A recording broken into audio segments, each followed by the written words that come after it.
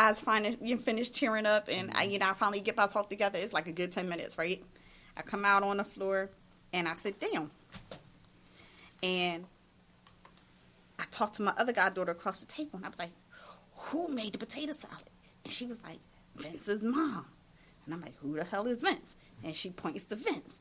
And I'm like, oh, okay. Where's his mom? And she's like, his mom's like at another table. And I was like, oh. I'm like, all right, cool.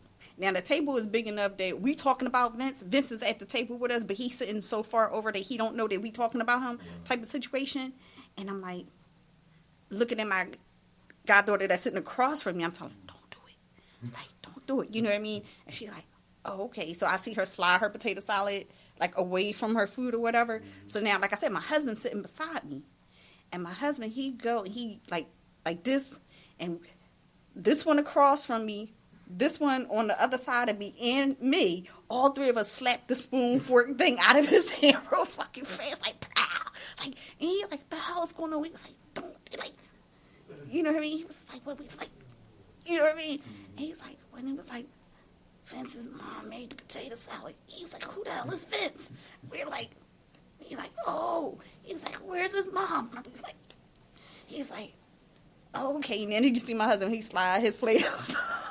But it was just like, it was so much that went down. But we was just like, oh, shit. So, like, later on, after everybody had left, I go to my friend, like I said, the semi-chef, and I hem him up in the corner. Nigga, you don't never dish off the potato salad to nobody else. If you can't make the potato salad, it just don't get made. You don't be handing that baton off the muff. You know what I mean? He was like, why are you mad? Who the fuck is Vince? And who the hell is his mom? And why is she making the potato salad for Thanksgiving? You know what I mean? He was like, is it that bad? So you ain't even eat the potato salad? Like, yo, we were so mad at him. Like, like, dog, like, the hell? I was like, she trying to kill us, yo. She trying to kill us. Yeah. So like I said, we Easter, and this lady come in with her potatoes. YouTube and Facebook. Doc, I'm going to inbox you. Let me know you're ready to go live. I'll go live.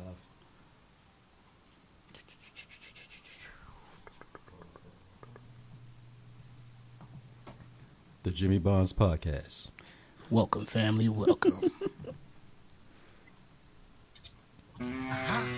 Jimmy! Lights, camera, action. Some people thought I quit and I ain't giving satisfaction. From a different era, writing rhymes up on napkins. What you had to say was more important, man, than traffic. Yeah, I'm talking back. Speaking of contempt. What's good, family, and welcome to another episode of Jimmy Bonds Podcast right here on WPEB Radio, 88.1 FM, 95.1 FM, West Philadelphia. What's good? What's good? What's good? Welcome back to the show, family. Welcome back. You know I can't forget my co-host got the team in here with us. What's up, Ty? How you feeling, bro?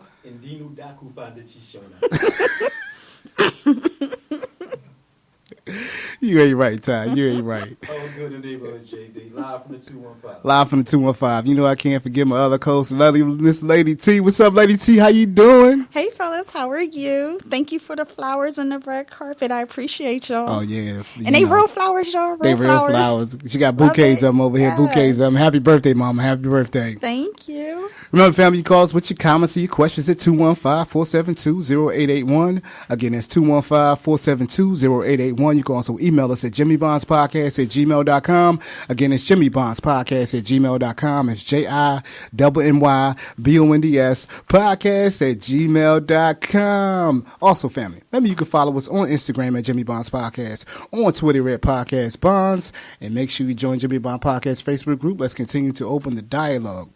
Also, make sure you catch us each and every morning, 8 a.m. to 10 a.m., right on IlladelphiaRadio.com. That's IlladelphiaRadio.com. Moving right along, family. Tonight, we got a special guest, special topic discussion.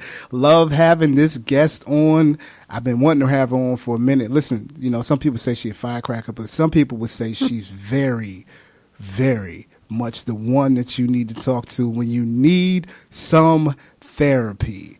So tonight's topic, family, the title of it is, I think I need a therapist. You gonna stop putting my business out there? You gonna start putting your business out in the street, huh? No, that's not the way we do it. That's not the way we do it. But I want to introduce our guest first. I think she is fantastic. She has a illustrious career. She's done some great things. She has a practice. So let me introduce our guest, family. Let me give the intro first. We ready? Okay. That's how we need to get. Drum roll, drum roll, drum roll, drum roll, drum roll. Dr. Dalesa Martinez is a native of Philadelphia. She is the founder and CEO of Inspired and Free, which is a virtual therapy practice that focuses on individual therapy, family therapy, and couples therapy. Inspired and Free provides therapy services in Delaware, Florida, Maryland, North Carolina, Pennsylvania, and Texas. Dr. Martinez received her PhD degree in philosophy in 2013 from Drexel University College of Nursing and Health Professionals.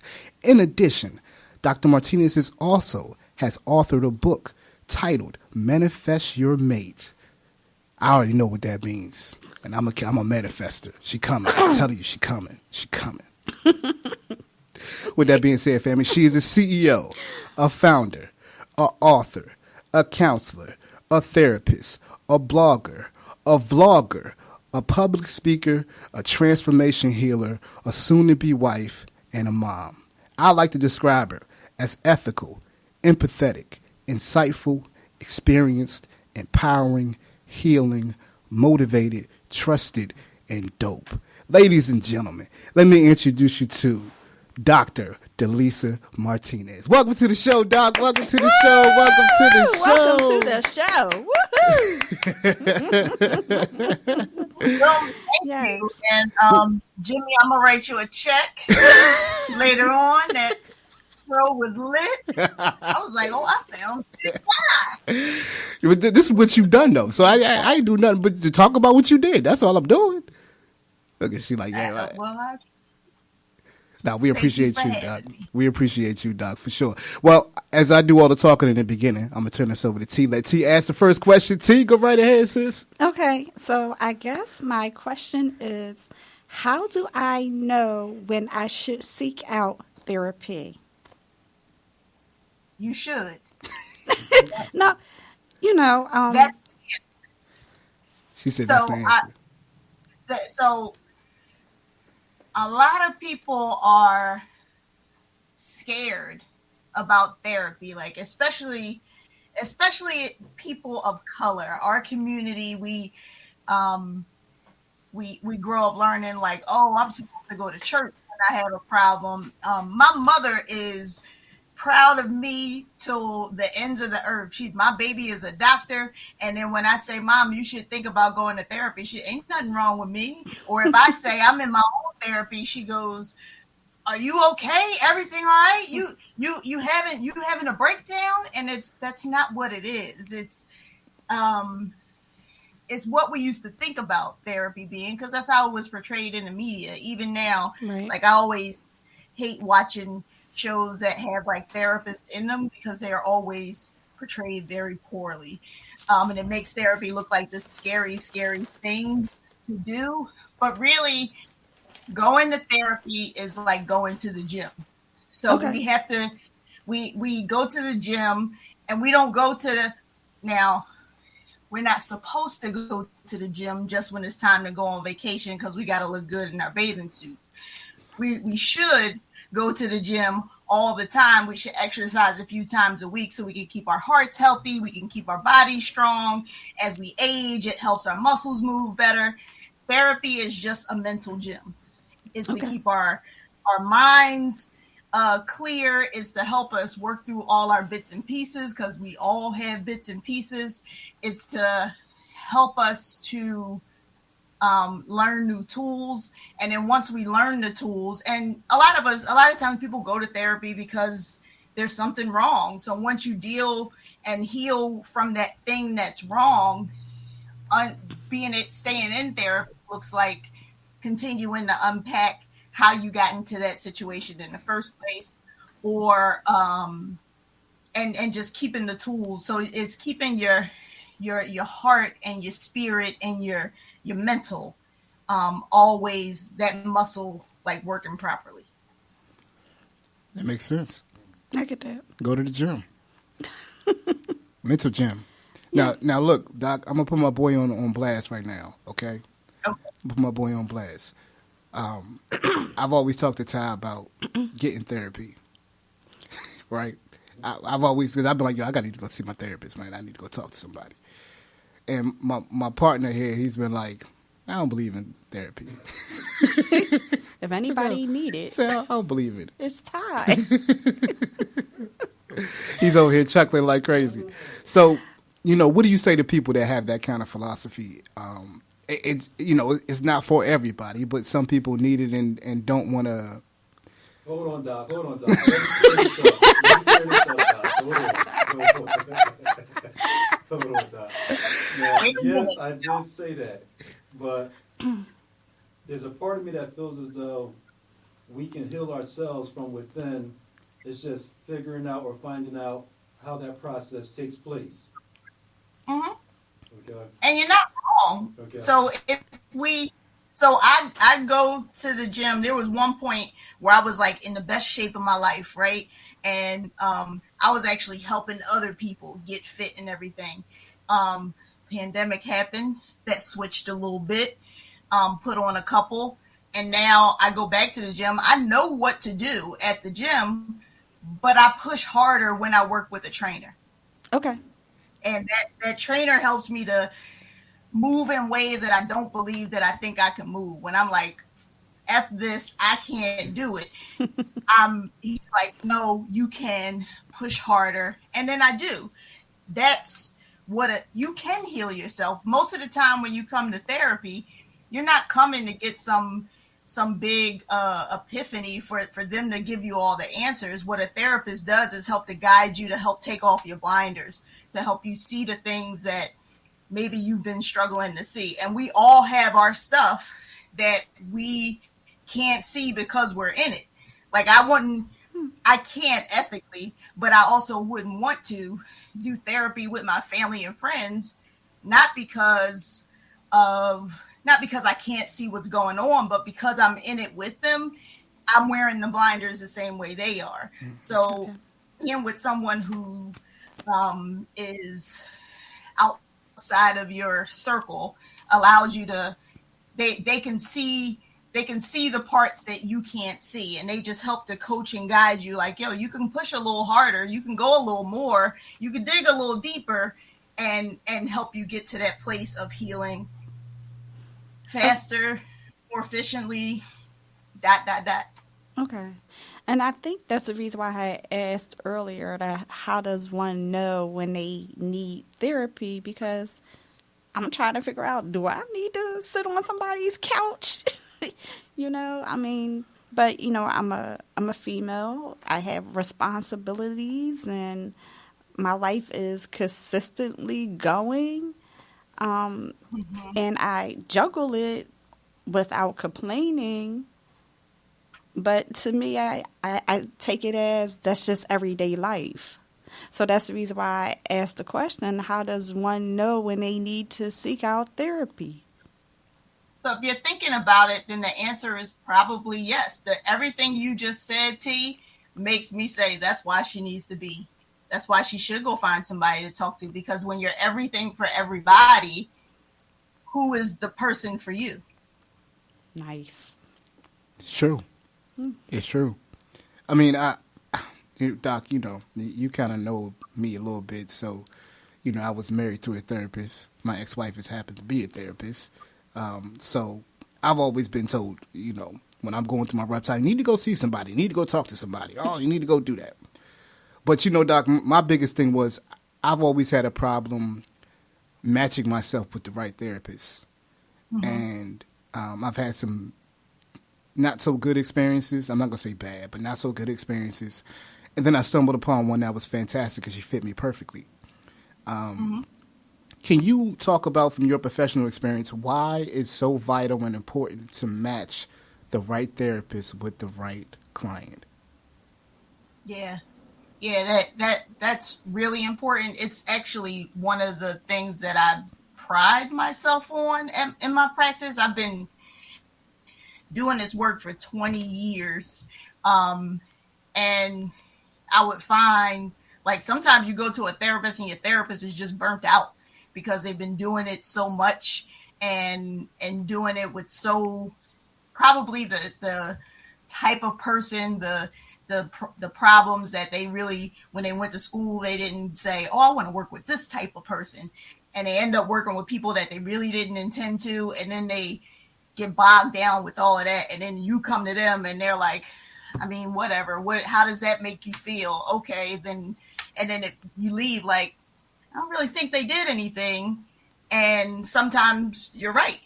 Sometimes that's real. So there's a lot of factors to finding somebody who's a fit for you. For some people, it's, I want somebody who looks like me. Yeah. A lot of our clients specifically will call and say, no, I absolutely want somebody who's Black, or somebody who speaks Spanish, or somebody who, or I'm in the LGBTQ community. I want somebody who identifies that way. And it's because we live in such a world, especially when you're in a marginalized population, when you're Black, when you're brown, when you're gay or trans, or whatever the thing is, when you're somebody who's considered an other, live in this world where you have to put on and code switch all the time. You go to work, you gotta put on your proper your corporate voice and do all. Hello, my name is Jimmy. It's funny. We're running a couples group now, and they're in like their fourth week. The first week, and it just happens to be all Black couples. And the first week, as they were introducing themselves, they were all like, "Yeah, hello, my name is John," and I'm this, and I'm like, "This is not how y'all talk." By the end of the first session, though, I was like, you can be yourselves here. And they were like, oh, thank God. And then who they really were came out. People want to be able to know that who I am can come out. And like we do, I do all virtual therapy. So I have women who come on like, oh, I'm taking my braids out. They can't do that with their white therapist and be able to, without having to have a story behind it. So So sometimes just having somebody who can relate to who you are as a person, your culture, things like that, that matters. You also want somebody that can help you work through the things that you want to work through. Yeah. So if it's like, yo, I have this really heavy trauma, you don't want somebody, you want to ask, like, does this person know how to deal with it? Here's my trauma. Here's a little bit about what happened to me. And you want the therapist to be able to say, yes, this is what I specialize in, or this is how I can help you. Yeah. And it sounds like you got this going on, and this is what our work would look like. So it's okay to like interview therapists, to take your time and choose somebody to say, all right, let me try out a session with this one and see. And if it doesn't feel right, I can try it with somebody else. Yeah. It's like almost like dating. No, it is like dating. It's not almost like dating. It is like dating. What you gonna say, T? Okay, so I have a question for you. If I'm saying it right, I think you said you've been doing this for about 20 years. Is that right?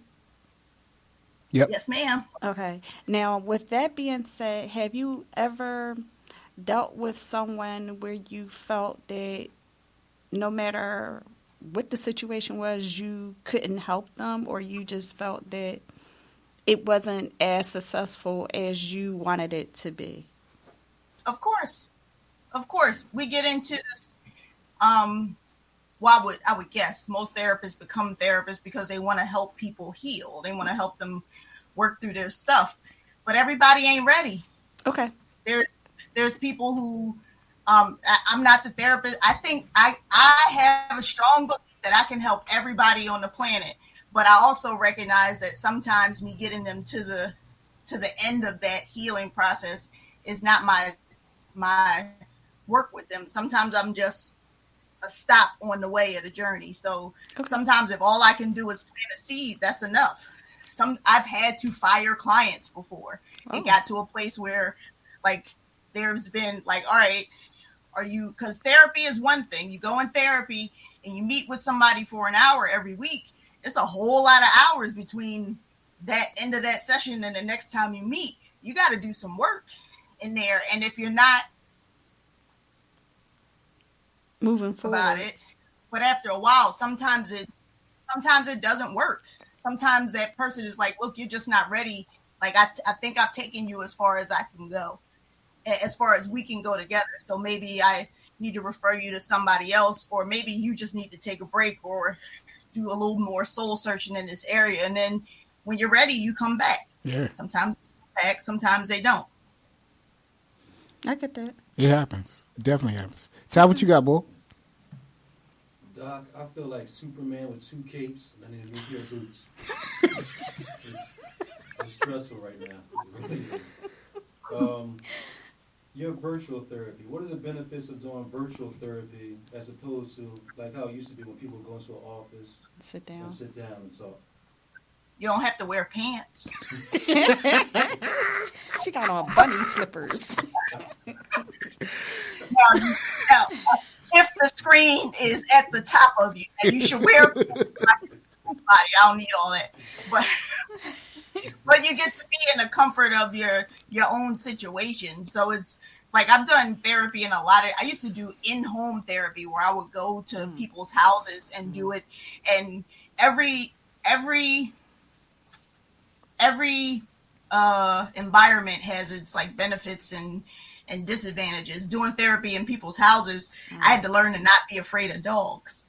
I was about to say roaches, like, but okay. This is my dog house. This is not your house. He belongs here. You don't. You're gonna have to deal with it. That was some work I had to do.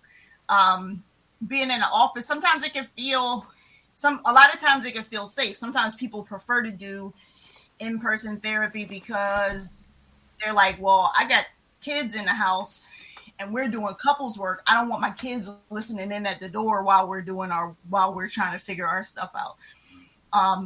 But virtually you can do it from anywhere. Like I'm based in Philly, in the Philly area, but we can see clients because of our licenses. Like I could see people all the way in Texas. Oh, nice. And so sometimes maybe in their area, they might not be able to find what they're looking for, but they can still get what they're looking for through virtual therapy. And initially, I'll admit, I thought it was not going to work. Like before the pandemic, doing virtual therapy like wasn't even approved. It wasn't a thing. So when we were required to switch, where it was like, no, you have to be on a screen, I was like, we're going to miss things and this not going to work. It actually works just the same because all your therapist is looking for is they're paying attention to your emotion. They're paying attention to your energy, your body language. Energy goes all over the place. We're on a frequency right now on this radio station. So if that works that way, then I can feel your frequency and your energy even though we're in different parts of the world. Yeah. Okay. So you got one? I have another question. Go ahead. Okay. Now, what do you think is a great age to start seeking therapy? Like, how young would you say is a good age for someone to seek therapy? Because I'm thinking in reference to kids. I think if you're seeking it on your own. I'm just saying, like, if you're a parent and you have a kid, you know what I mean? Like, how young is too young for your child to have sit down with a therapist? I think just as long as they can talk. Okay. It's okay. Now, it looks different depending on their age. Therapy with itty bitties like 3 and 6 and 7 years old is usually more like play therapy. Okay. It always involves the parents because generally it's like, all right, my kid is having these behaviors and I'm trying to figure out where it's come from or they experience this hard thing and I'm trying to help them work through it. So it can be beneficial at a young age like that. Sometimes it's the kid is acting out, but the parent needs some work. And so that therapy is really helpful. As they get older, sometimes kids will tell you stuff.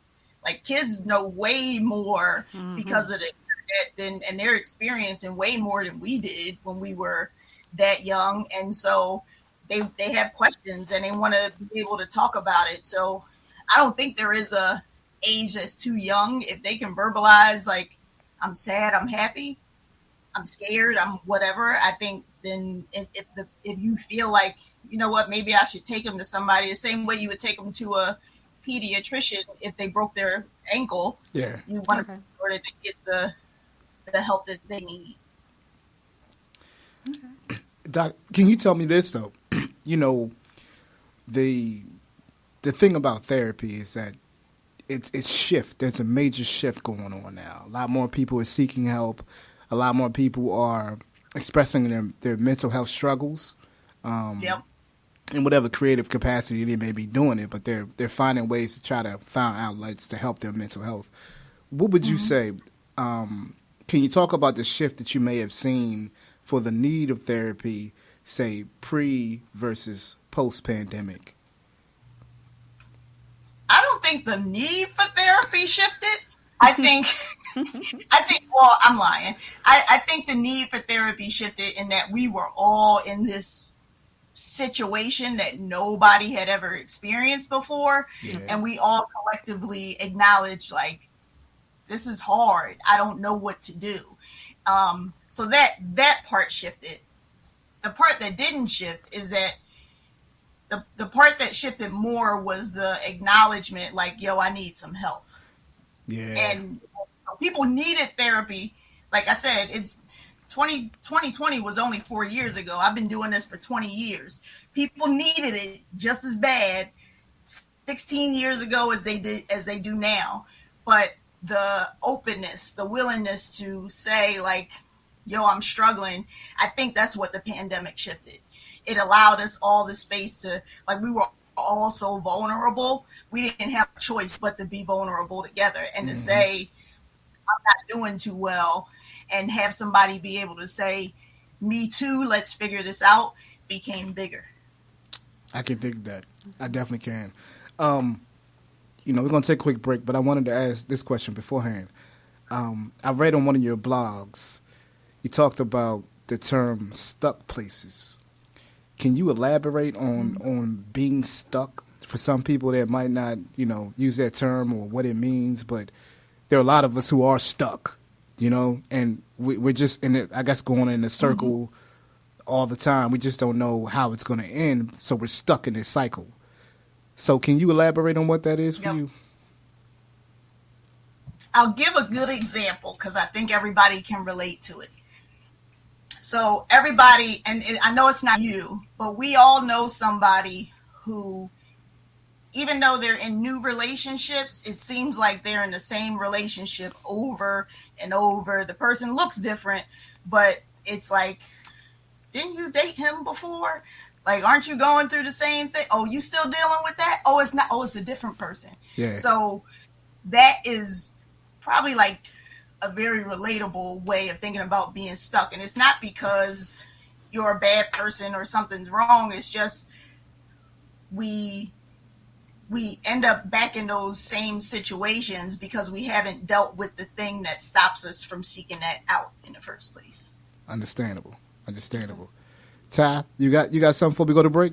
I'll wait till we come back. You wait till we come back? We got a PSA? Yes. We do? Perfect. Well, listen, family, we sitting here talking to our sister and the lovely Miss Dr. Dalesa Martinez, killing it, dropping bars, as they say, dropping the jewels. But listen, family, we're going to take a quick break. Remember, you can call us with your comments and your questions at 215-472-0881. Again, that's 215-472-0881. You can also email us at jimmybondspodcast@gmail.com. Again, it's jimmybondspodcast@gmail.com. It's JIMYBONDS podcast@gmail.com. Listen, family, we're going to take a quick break. We'll be right back. Brother Ty, take it away. All right. Read, baby, read. Story time and playgroup. Every Friday, 11 a.m. Join us every Friday for lap time with stories, songs, rhymes, and bounces. Stay after story time for playgroup. This program is for babies and their caregivers. Siblings are welcome. Blackwell Regional Library, 125 South 52nd Street, 19139. You can also reach them at 215-685-7422. Again, that's 215-685-7422. Or you can reach them at freelibrary.org/Blackwell. That is your PSA for the day. Back to the Jimmy Bonds podcast. Right back at it. Welcome back, family. Remember, you call us with your comments and questions at 215-472-0881. Again, that's 215-472-0881. You can also email us at jimmybondspodcast@gmail.com. Again, it's jimmybondspodcast@gmail.com. It's JIMMYBONDS podcast@gmail.com. And again, family, we're talking to Dr. Dalesa Martinez, dropping some bars, dropping some jewels. This episode is titled, Do I Need a Therapist? Do you need one? You probably do. You Stop just think you about don't. Me, man. You looking at me. Stop looking at me. Do you need a therapist? Hey. But really, man, I mean, my therapy journey has always been kind of, awkward. I've had trauma on top of trauma on top of trauma on top of trauma. And see, I'm different because, I always try to focus on the positive, no matter how negative a situation may be. Yeah, I'm the same way. I'm the same. I mean, people will tell you I'm ultra positive, right? But there's a certain thing about being positive that you may not deal with some of the negatives when being positive. You know what I'm saying? And my thing is, I don't want to get caught going down a rabbit hole with all of the things that has ever happened to me. So therefore, I just focus on the positive, and I keep pushing, and I focus on the positive. I think that if I focus on some of the things that have happened to me, I'd be hitting my head against a wall. Doc, what you think of that? What you think about what T just said? I think that's deep, and I think that's how a lot of people think. Like, if I just leave the past in the past, it happened. It is what it is, and I acknowledge it, and I've grown from it. I'm okay. I'm not hitting my head on the wall. I'm not going down the rabbit hole. So why should I even go back to that place? What are you scared of, T? You know what? In my head, I'm always going to scream middle child syndrome. I think any and everything that has ever happened to me, I'm going to scream middle child syndrome. And, and that's my safe word. And that's how I get to kind of put it on a shelf and walk away. Doc, what you think? Probably, especially with your siblings, because they go, "Oh, here she go again." Exactly. But it's there's nothing wrong with that. There's nothing wrong with being able to compartmentalize and say, I'm not going to allow this to affect me in the way that it does. And there's something to be said about not unpacking our stuff. Like I'd be willing to bet that stuff that you say, "Oh no, I don't," that doesn't affect me anymore. That when that middle child syndrome comes out, that there's something that's impacting you. It's something that's hurtful, or it reminds you of some harmful thing that happened, or it might not even be a super traumatic experience, but it's just how you learn to relate to the world, and that it could be holding you back from the things that you want.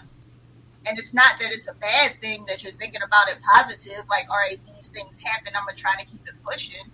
It's a matter of, you know what, I had these things happen to me, and I see in this relationship how it's affecting that relationship, because it's keeping me from being able to open up the way I want to.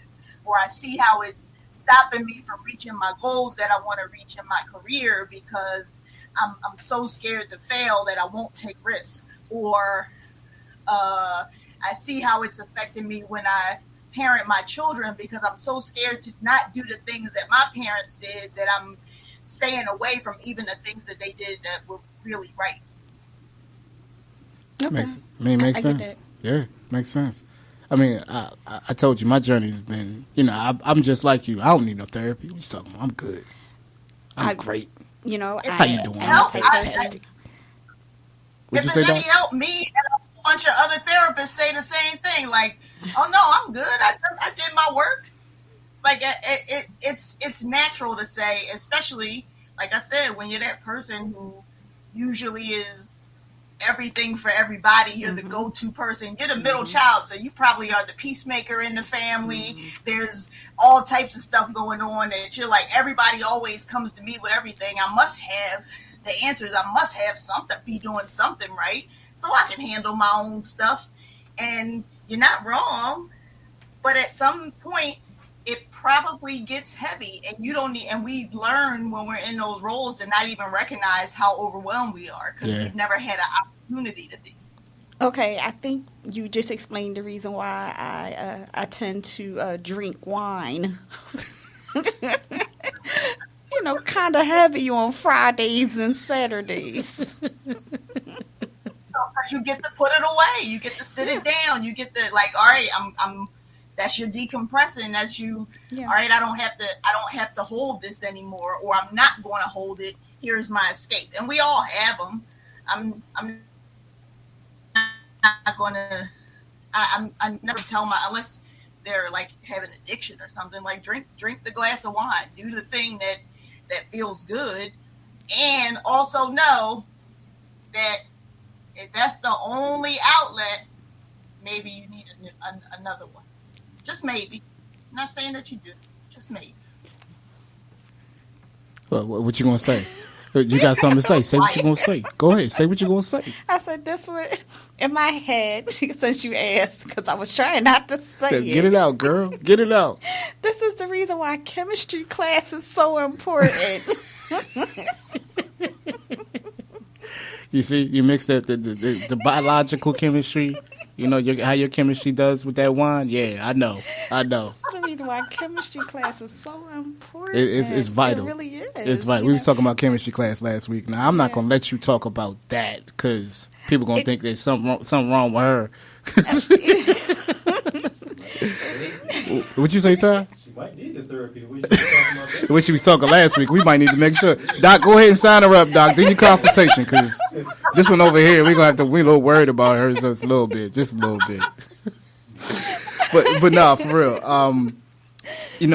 Because one of the reasons I wanted to bring you on was we started our initiative about Black men's mental health and the importance of Black men getting the help that they need. Now, Brother Ty don't like using the word black, so we'll African American or, I understand. But, our brothers have an issue a lot of times with seeking the help. Maybe it be due to pride, due to ego, due to I'm cool, I got it. You know what I mean? What would you say to our Black men about seeking the help that they desperately need in terms of just healing themselves through their trauma, through their journey? I think it's so, we're in the world, in the season of really like stamping and blaring out the term like toxic masculinity. And not that it's not a thing, but it's become such a common term that things that are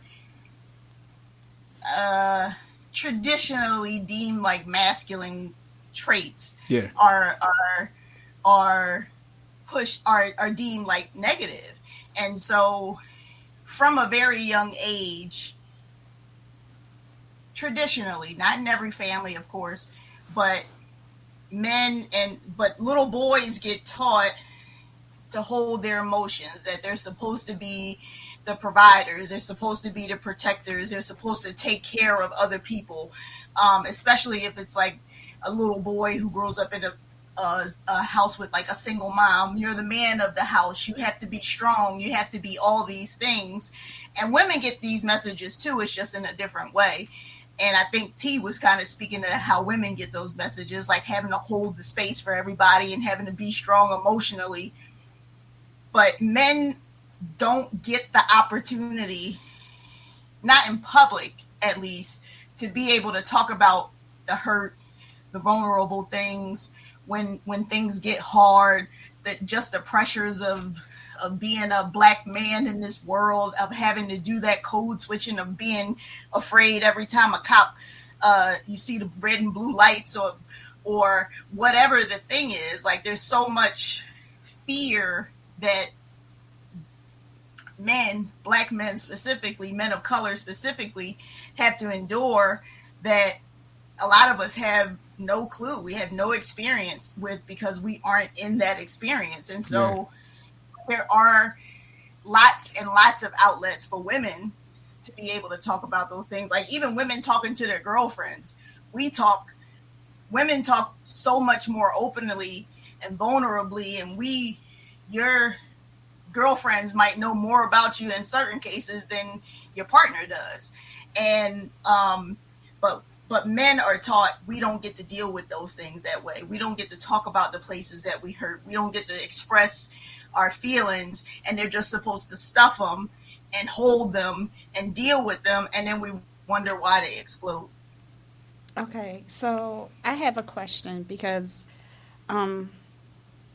and this is in reference to the men and the mental health and them seeking out therapy. And outside of them feeling ashamed, how financially affordable is therapy? That's a fair question. It's we pay for the things that are important to us. Okay. I know people who are Gucci down to the socks and have every pair of Jordans and Yeezys and all the accoutrement, but then say paying $100 for a therapy session doesn't make financial sense to them. Okay. So at this point, it's really no excuse. Making it a priority. In most cases, if you have health insurance, your health insurance covers mental health. A lot of times, sometimes you have to pay a copay. Sometimes you might have a deductible where you have to pay a little bit out of pocket up front. But now, what I will say is sometimes it's hard to find a therapist who fits, who also takes your insurance. But there's a lot of ways around all those things. Now, some therapy is really expensive. I've seen people pay $350 an hour for therapy, and even I'm like, whoo, that's steep. But there's so many other resources where, like I have, there's like foundations. Like I have some of my clients go through this foundation. It's and I'm plugged them because it's great. It's called the Loveland Foundation, where they give them 12 free sessions of therapy. Nice. So they pay us to do the therapy, and they have to do some things to qualify for it. We don't take all insurance at my practice, but if you if you're like a lower income, or you have a insurance that we aren't in network with, we have sliding scales available where people can pay as little as $50 for a session. Okay. And what was the name of that program again? The Loveland Foundation. Thank you. Oh, that works. Yep. That I had one that worked, and that's how I found my therapist. It was stumbled upon her, you know? Yeah. Because I'm almost quite sure somebody is going to say, well, I would like to seek therapy, but I can't afford it, and they'll use that as their reason why they can't sit down and talk to somebody about some of the things that's going on with them. Yeah, no, I feel you. But if you got insurance, you should be able to get therapy. And I've had people call me and say, people actually pay you that much to do therapy? And I'm like, I'm actually on the, considering my experience, and I know that if you come to me or one of my therapists, you're going to get results. You're going to, if you do your part, you're going to get good results. You're going to have some healing. You're going to do well. And it's going to, the money you pour into it, it's an investment into yourself. Mm-hmm. And so imagine if I said, pay $1,000 and you won't be in any toxic relationships again. Wouldn't it be worth it? Yeah, that's real. That's real. Doc, I'm gonna ask this question. You wrote in one of your blogs about not blocking yourself from who you are, the person that you strive to be. And within it, you were talking about pretty much that that we measure ourselves against other people. We have these expectations of ourselves, and you know, we look at what everyone else is doing, and we base our lives on what everyone else is doing. I mean, you consider social media, you probably serious. You got a habit of that. You know what I mean? What are some of the things, you know, even just based on your blog from what I was reading, you gave some great points in it. You talked about just finding better things for yourself to appreciate who you are before you start reflecting on what everyone else is doing. What are some of your key aspects or points that you would tell someone about not measuring who they are to someone else? Well, one of the hardest questions is two really hard questions that seem like they shouldn't be hard, but they're like the hardest questions. Every session I start off with my clients and I say, what's going right? And I have people who I've had, who I've been seeing for years. And they go, I know you're going to ask me that. I don't know why I'm not prepared. And they really struggle with like that answer. Like if I ask you right now, Jimmy, what's going right? Oh, you want me to tell you? Want me to Yes. tell you? I'm single. Yes. I'm enjoying life. Mm-hmm. I got my team with me. There you go. You know, we got a podcast. There you go. We just Nice. we just got some funding for our project. All the good things. So My son just turned 5. Another good thing. My daughter just got an award. There you go. And I woke up this morning. That's what's going right. nice. And I love that T is in the background hyping you up like that. And that seemed, for you, that flowed. But you said, you know, you've done some work, you feel positive, and you try to operate from that space. But so many people just operate from what's wrong. Like I even ask therapists, like, all right, what's going right? And they like, oh man, I don't know. I'm like, you help people, you get to help people heal for a living. Yeah. And so that should be one of the things that's going right, even when it feels heavy. The other question that I asked that seems like a really hard question, but is very simple, is what do you really want? And Never mind. What you going? That No, question, hold up, Doc. Hold up, Doc.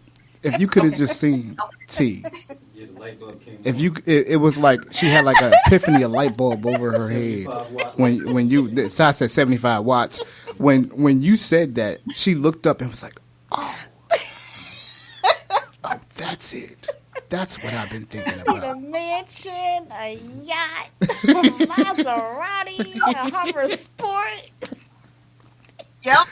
And so when you can answer that question, then we have a starting point. Then we can really figure out, like, all right, what's stopping you from getting there? And it's not what's happening. And then it's, well, other people are this age. And one of the things I hear a lot from women that are, when they hit like between 27 and 33, they start, I'm still single. I should be this place in my career by now. I'm supposed to be married. How I'm going to have babies. And I'm like, why is that the barometer? And they go, because you're supposed to, because the world tells you that at this age, you're supposed to do this. At this age, you're supposed to do this.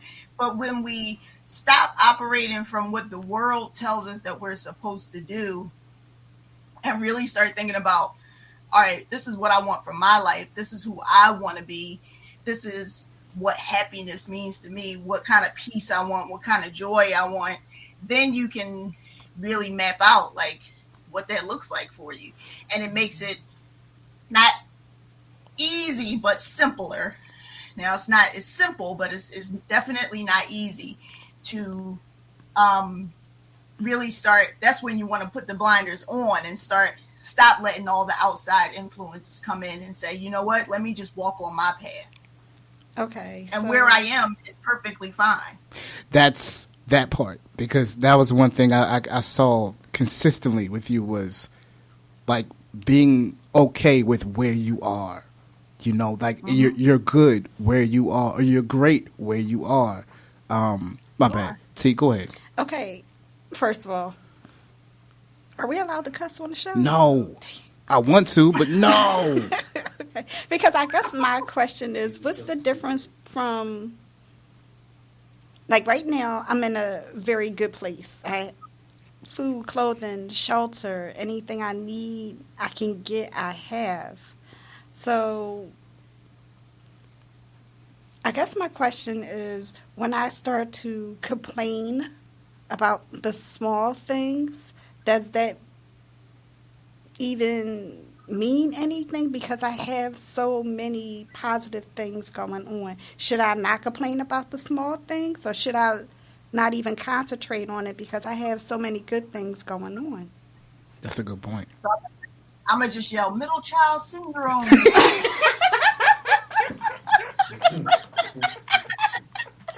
It's all making sense now, T. It's all making sense. And and I'm playing with you. I'm joking. No, but it's okay. But we think about, we like, well, everything is going well. I'm doing okay. So many other people, because we compare this way too. Right. So many other people want to be where I am. Exactly. And don't have what I have. Who am I to ask for more? Like, who are you not to? If it's your path, if it's who you are, if you believe, when you answer that question, what do I want?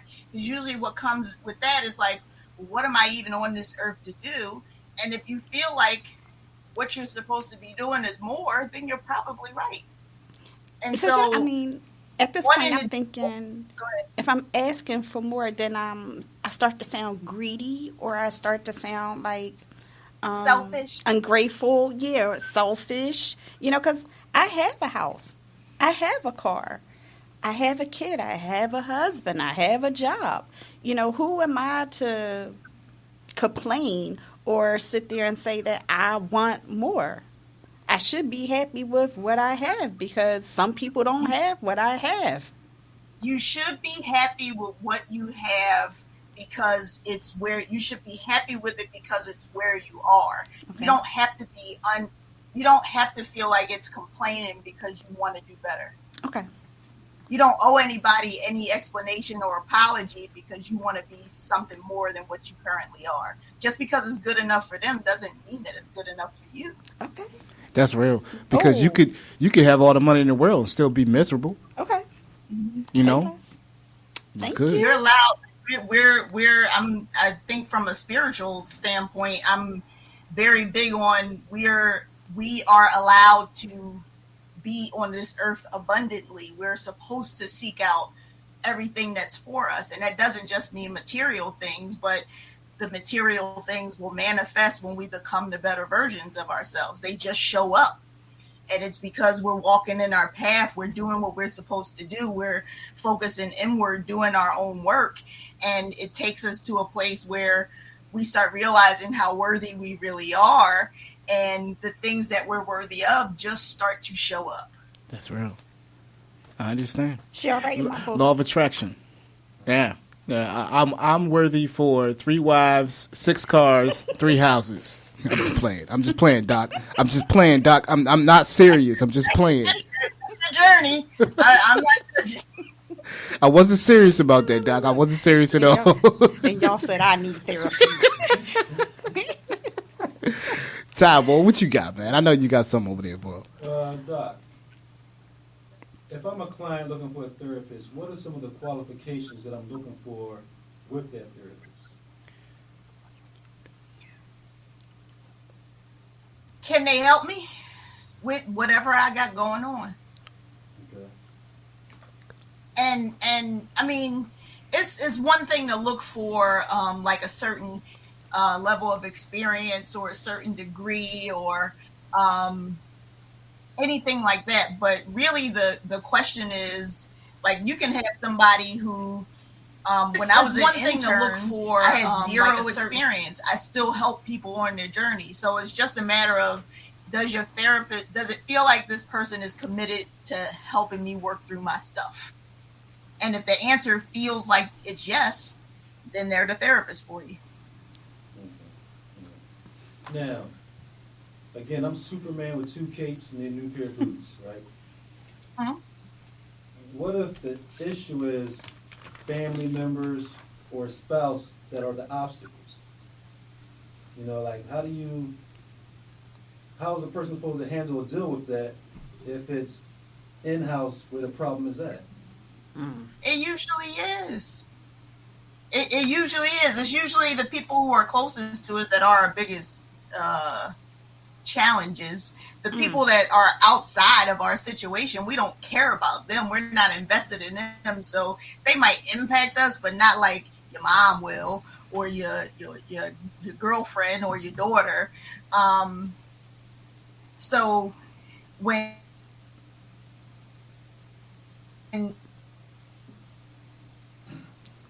Pause for a minute, family. Little technical difficulties. So what therapy will help you to do is learn. It's coming back. Little technical difficulties. Is this the part where we start singing? Hey, Doc, can you hear me? Once We lost it for a second. Yeah, we still rocking. Go ahead, jingle. I can hear you. Was I frozen? Perfect. Yeah, you was frozen for a minute. Now she's back. She's back, family. She's back. Go ahead, Doc. What were you saying? I was saying that what therapy can help you do is to learn how to set healthy boundaries, even with those people who you think you're not supposed to set boundaries with. Am I still here? Yeah. Yeah. Okay. Now, what if they feel as though they don't have a problem? That's not on you to determine. That's not on you to work out. That's when you go to therapy for you. You're not going to therapy so that you can teach them how to be better. You're going to therapy so you can learn how to be better. So you can learn how to. That other person may never acknowledge the thing they did that hurt you. They may never change their ways or become somebody different. But what you'll learn how to do is to forgive anyway, to accept and love them where they are, and not make it mean that there's something bad or wrong about yourself. Most people don't change unless they have to. If I could tell you, I have people in my family that I will probably always struggle with. And it's up to me to decide, like, am I going to divorce my family members? Probably not.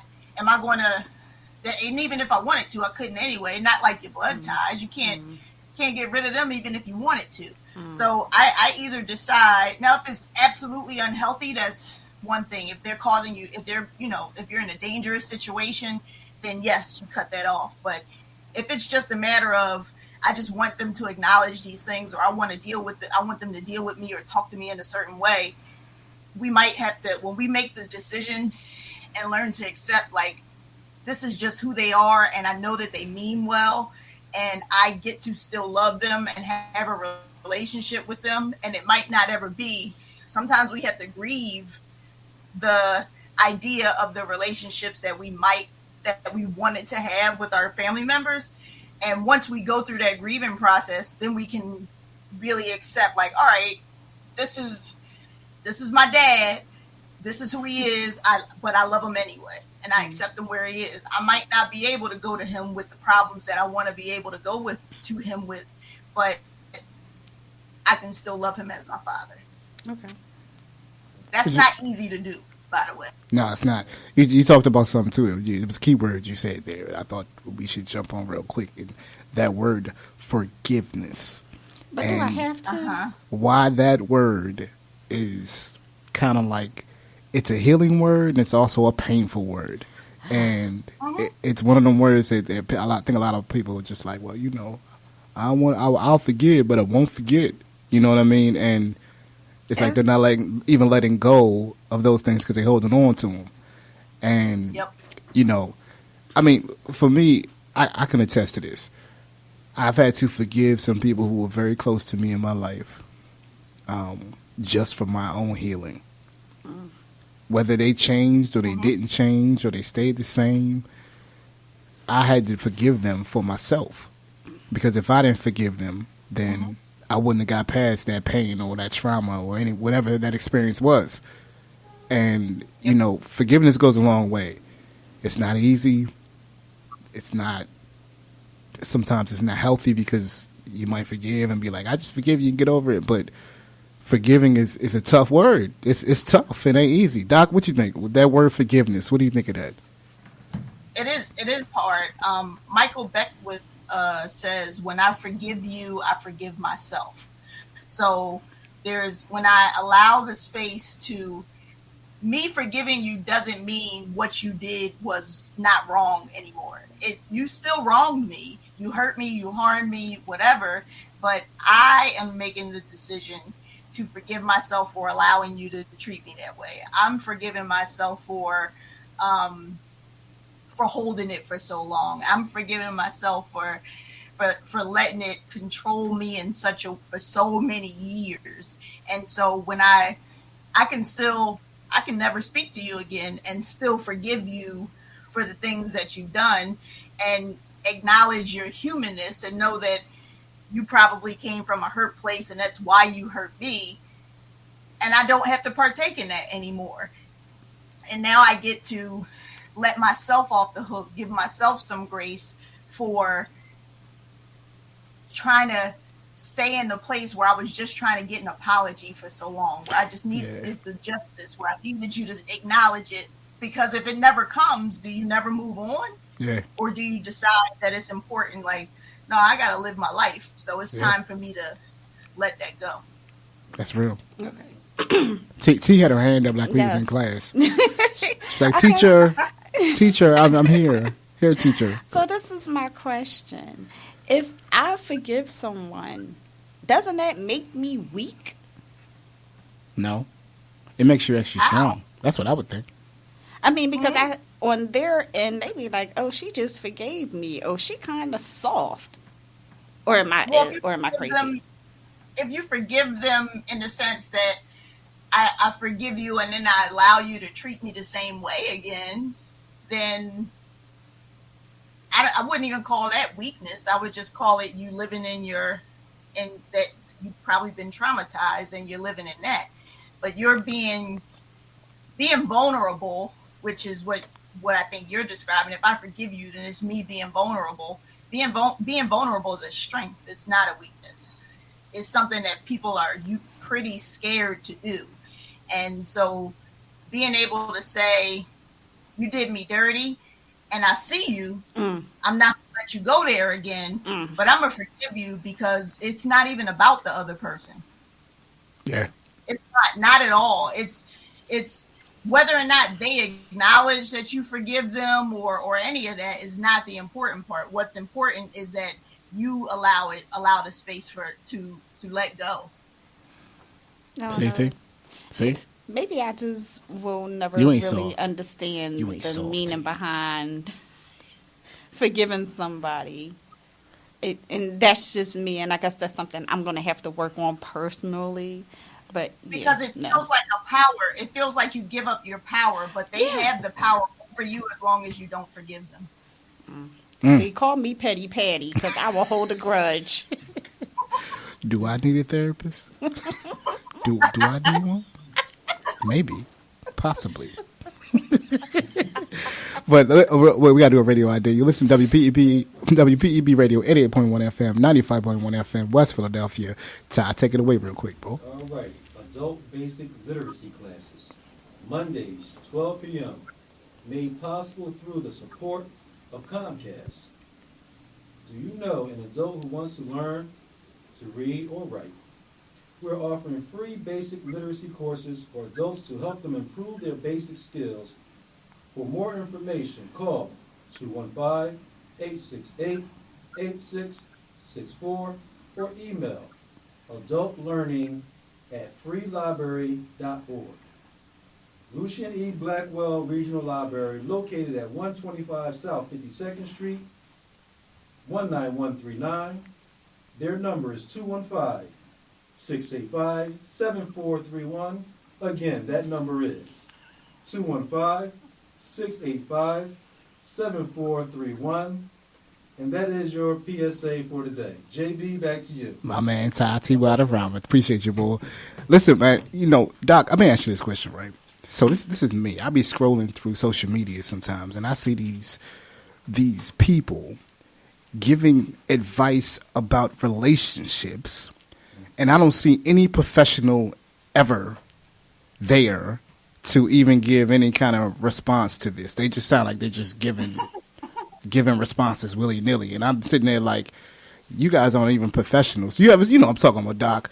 A woman needs to be XYZ. She needs to take care of her Kevin man Samuels? and cook for him. Yeah, Kevin Samuels. He need to cook for him and make sure you rub his feet and cut his toenails and wax his ears. That's the definition of a supportive woman, or vice versa.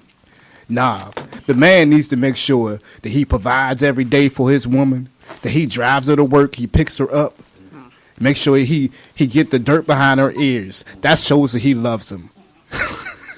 Doc over there like, yo, you being nutty. I'm just saying. But Doc, you watch these things. I'm sure you see him, because I see him. I know you see him. What do you say when you see that kind of stuff? Yeah. I mean, there's good and bad and everything. Even the people who are the professionals, like even Kevin Samuels every now and then dropped the jewel on him. Like He did. Every now and then he did. Yeah, every now and then. And he would say some stuff sometimes. You're like, all right, that one I'm gonna give you. And so even the professionals are still coming from their personal vantage point, and they're putting their beliefs and their morals and their ideals about what relationships or life or whatever is supposed to be and how you're supposed to move.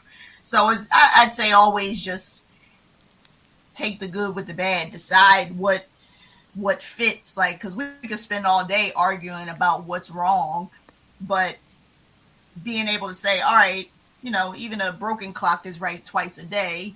So maybe let me just pay attention to the times when they make sense, and the times when they don't. I could be mad about it and be like, this such and such is out of pocket, but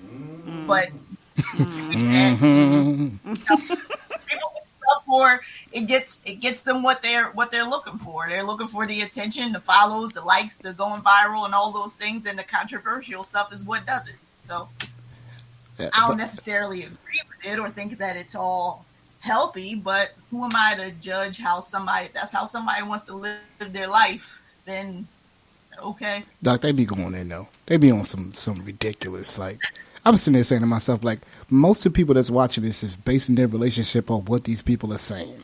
And I'm like, I don't think you should be listening to them. What's up, T? What you going to say? Okay, so I have a question for you.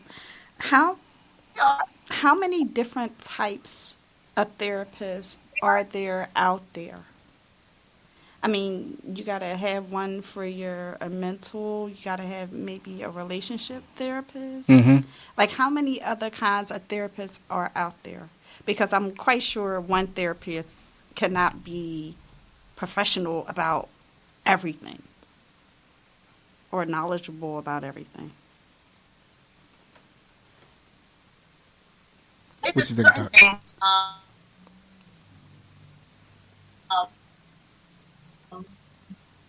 They're all.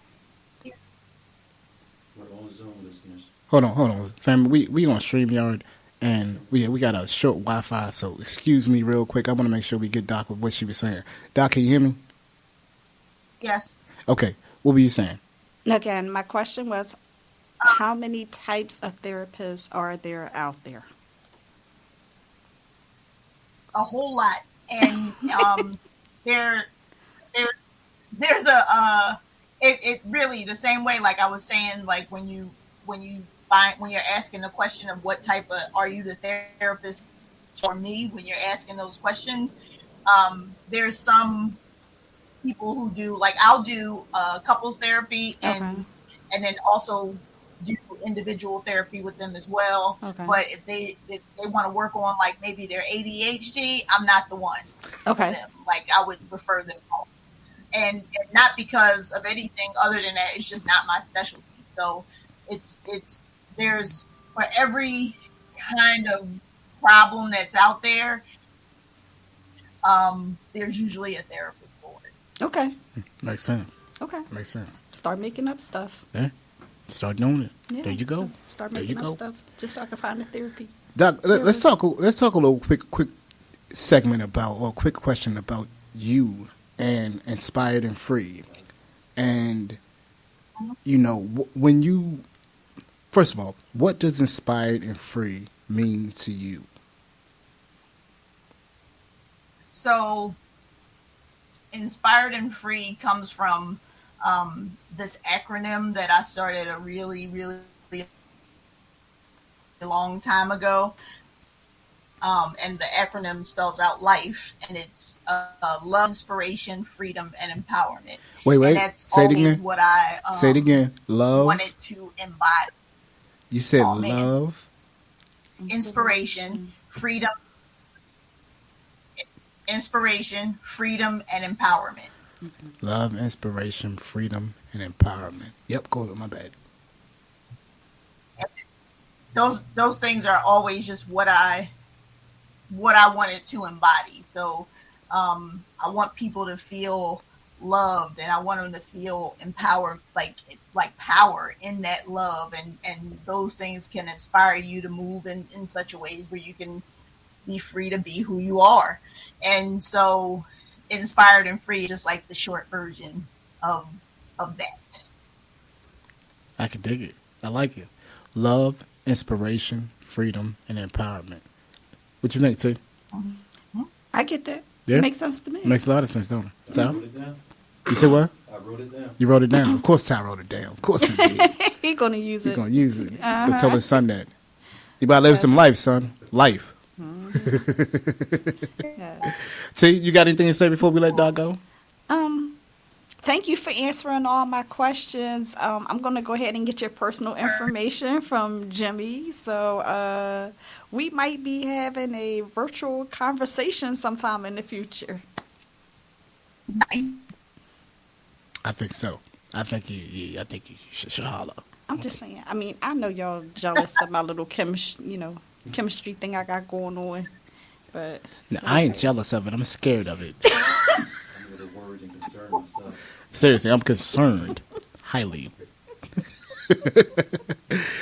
Ty, anything you want to say to Doc, man? Same thing, Doc. I'll be reaching out to you. Yeah. Whoa. Time I know, out. 'cause time- what? Hold on. Time out.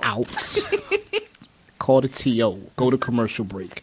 Good This job, boy Ty. just Good said job, Ty. that he gonna contact Doc.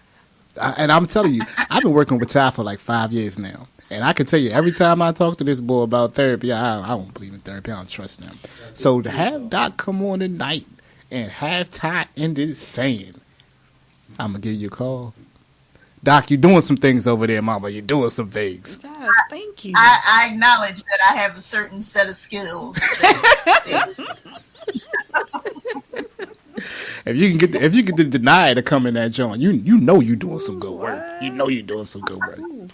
But Doc, for me, it's I'm always appreciative of you just for your insight, your intellect, your understanding.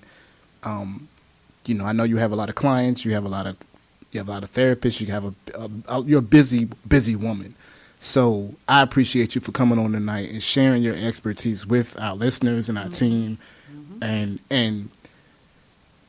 I think we should write you a check because we just did a session with you and Pretty much. we all just got some therapy. We didn't even realize we was getting. Yeah. Some of us need more work. Some of us do need more work, but that's okay. Work in progress. Isn't that what you say? That's all Trust the right. process. I'm a work in progress. We never get it done. When I'm a firm believer, when we figure it all out, when we really arrive, then we don't need to be here anymore. So if you wake up, you got more work to do. See? Okay. Yeah, Take no that. doubt. Doc, anything you want to say to the listeners? Can you please tell them where to contact you? Yeah, that's what I wanted to tell them. So we offer free consultations. You can go on our website. It's www.inspired, like with past tense, inspired with a D, the word and free.com. Social media, we're on Facebook, on Instagram. You can follow me directly. My My direct IG handle is Doc Dalesa, DOCDALESA, and the practices handle is Inspired and Free Life. So the same inspired past tense, the word and free, and then life, because now y'all know what life means. Yes. And literally, you can go onto the website, schedule a consultation. You can have a session within a week. Nice. Fast and get it done. One of the things we pride ourselves on, because lots of therapists, lots of places that you'll call, they have like a 2-month waiting list or more. Wow. So we want to get people the help that they need when they need it. Could you imagine waiting 2 months to talk to somebody and you got some issues today? I'm just saying. I'd be ready to go. I got something for all of that. No, it's no chemistry, okay? No chemistry. Just saying. But Doc, listen, I can't thank you enough. The team can't thank you enough. We thank you for joining us tonight. Thank you. I could hold you up, but I know you're a busy woman. I want you to go ahead and get your night going. We will see you on Saturday at SLW Beauty Bar Hair Mixer. Shout out to Shannon, a girl, Shannon White. We interviewed Shannon too. And so, this is like family over here talking to Doc. So this is a good thing, family. It's a good thing. Doc, thank you, Mama. Appreciate you. Have a beautiful evening, and we'll definitely talk soon. Thank you. Thank you so much for having me. I had a lot of fun. Yay! We're gonna have you back, right? Because I'm at the interview for a whole bunch of things and get your resources. So we talk offline about that. We talk offline about that. No, we are gonna need her. As a matter of fact, wouldn't it be dope if we brought her to the Taste and Talk? Wouldn't that be dope? Yeah. Be nice. What you think, Ty? Yes. Yep. All right, Doc, I'll let you know about it. If you can make it April 26th, we're doing a Taste and Talk live audience. We're going to do a whole podcast about the experience, black women and black men, and why we have a hard time communicating. And I think having relationships, and I think your presence would be right. Ought to be. She says my jam. Yes. Yeah, Doc. Yeah, Doc. Yeah. Well, listen. Thank you, Doc. Much love to you. Definitely love to the family, and we'll talk to you soon. Okay. Thank y'all. All right. You're welcome. Have a great night. Have a great one. You too. Bye-bye. Bye. That was refreshing, family. All It right. really was. That was refreshing. That I'm always taken back when you sit out and you talk to people. You just never know sometimes what people are going to tell you, or better yet, we can bring guests on. We don't even know how the guests are going to affect us. You're right. And how we're going to benefit. Sometimes you can go into an interview, you'll be like, "Yo, I'm gonna interview this person," and da da da da da da da. I'm still going to hold on to my chemistry set. We need you holding to your chemistry set. I might need to make some phone calls at some point. So, Just saying. We did an interview years ago with a couple from Florida. Had a defense. yeah, We had no idea how the interview was going to go. no clue. None whatsoever. Y'all lucky I wasn't there. Yeah. Oh no, you would have had fun. Yeah. You would have had fun. You would But have it came out great, though. The interview came out great. It did, and that's what I mean. Like, there's been many times when we go into these conversations, be like, I don't know what I'm gonna say. I don't know what I'm gonna talk about. I mean, I had a lot of questions, but, again, of course. Offline, yeah. Yeah, no, I'm just saying, because No, I'm going to but- blame everything on the middle child syndrome. I really am. Ain't that what she said though? Middle child syndrome. Yes. But yeah, I mean, Because I try really hard not to sound ungrateful, I try really hard not to sound ungrateful. Like even at the women's experience that we went to, they had us fill out some paperwork, and when they were asking about everybody else, I was able to fill that part of it. But when it came to asking about myself, I was just like, you were struggling. how do I feel? Yo, Jimmy, give me the answer. Like, that is where she was though. I didn't know how to fill it out. So like I said, I try really hard not to complain, because then I think I start to sound ungrateful.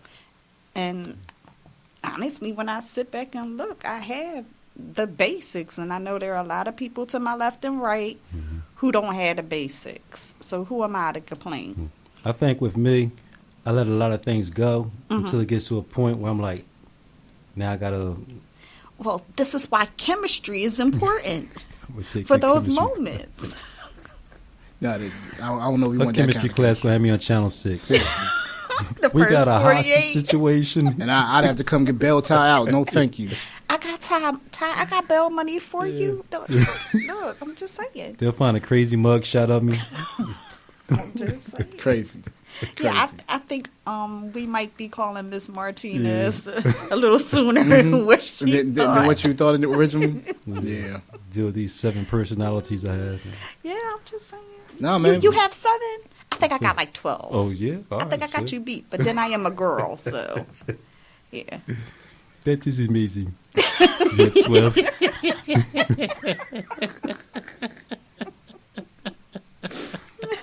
Yeah. Yo. No, it's funny because I have a couple of brothers on the block from Africa, you know, Okay. and one time I had to almost court myself because I was about to say, "My brother, what's up?" Like, I was like, you know, like, Ty, you gotta stop. Like, you really into it now, you know. It sounds very natural. Yeah, it like does. if I didn't personally know you, I wouldn't Yeah. question. Yeah, I wouldn't question it if I didn't personally know you. Yeah, I almost got in trouble doing the Chinese voice. So, we're at the restaurant I'm cooking, and a bunch of people came in from the soccer field, right? It was a Okay. soccer team. They got like minor soccer teams. Okay. So they were kids. So they came in, they sat down. Cashier was taking their orders, but my back was turned. And I didn't know that 2 Chinese people had came in and sat down with them. Oh, okay. And so the cashier was like, 2 chicken wings and a load of fries with them. So I'm like, wing and fry. And my partner's like, yo, Ty, wait, yo. I'm like, what? That ain't good. They're right there. I'm like, oh, my fault. They heard me, but they didn't hear me. But, Yo. So, Don't talk about me. I'm always talking about you. Do not Yo. talk about me, Ty. You I don't know. got me I beat. like to impersonate people. Like I get it. I can get Jimmy's voice. Easy. Ty. Do my I know, you voice. do Do it my all voice. the Ty. time. Do me. Ty. Ty. Let me tell you, Ty. JILLY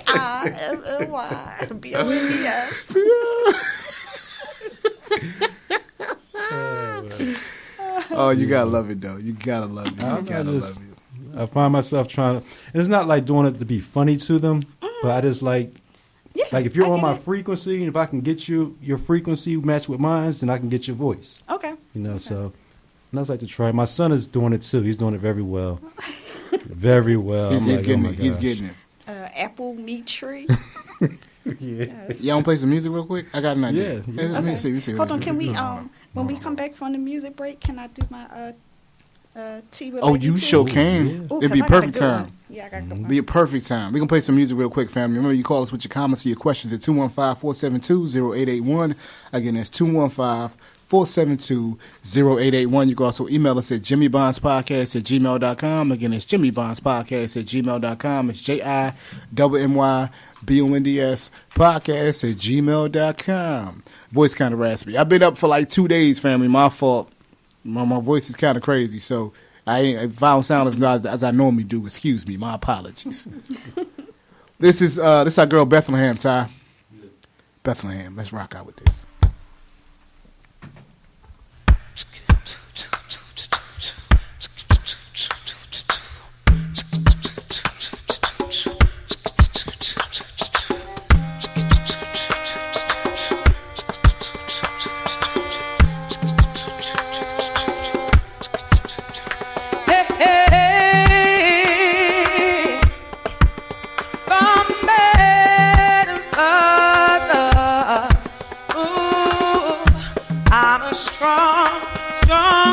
Strong sister, soul sister, watch out, mister. Why you think I before we switch up? I'm a strong sister, soul sister, watch out, mister. Why you think I before we switch up?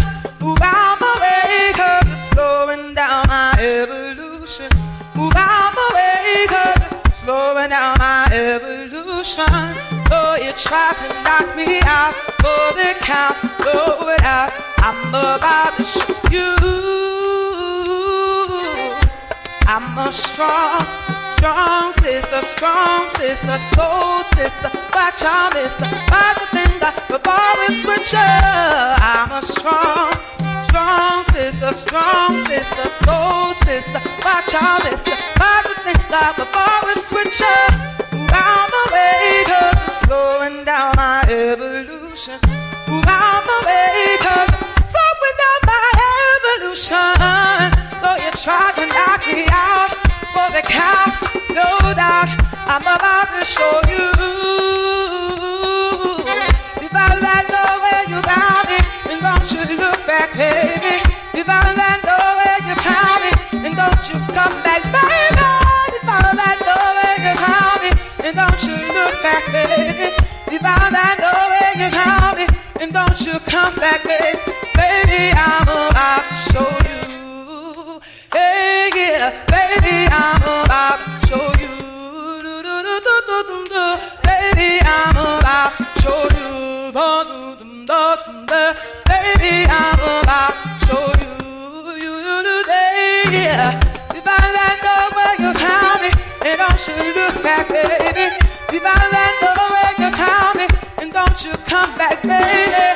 If I land where you found me, and don't you look back, baby. Don't you come back, baby. Don't you look back, baby. If I land pain, and don't you look back. Heartache, if I land down, and don't you come back. Disappointment, if I land trouble, and don't you look back. Heartache, if I land heartache, if I land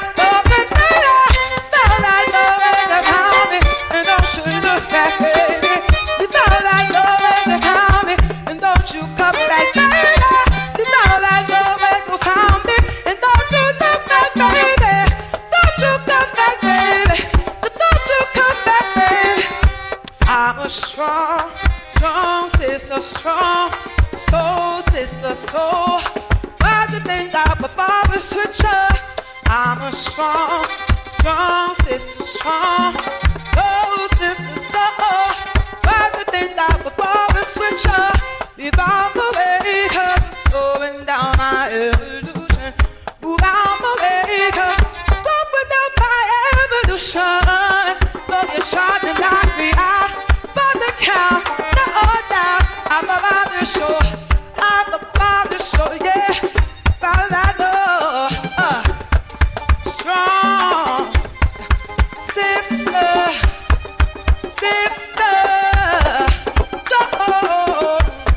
oh, sister, yeah,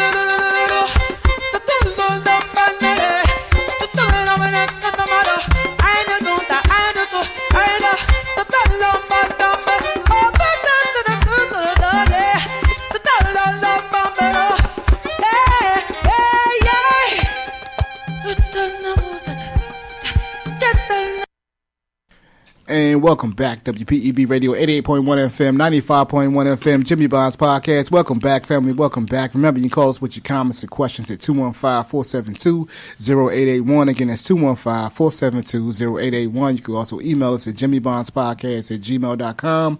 Again, it's jimmybondspodcast@gmail.com. It's JIMMYBONDS podcast@gmail.com. And again, fam, we just finished our conversation with the lovely Miss Dr. Dalesa Martinez of Inspired and Free, which is a therapy servicing company. They do all types of therapy. Not all types of therapy. They do couples, family, and individual therapy. Yes. If you need a therapist out there, family, you need to contact Dr. Dalesa Martinez because her practice is fantastic. She has some great therapists over there. We all need some help, man. We all do. Don't be afraid or ashamed to say you need help. I think she did say that it is financially affordable. So it is. No more excuses. It is. I mean, you cannot have a job and have insurance and still get therapy. So, I say all that to say because, I'm going to disclose this to some of the family members out there. I've had my own mental health challenges. my own mental health journey.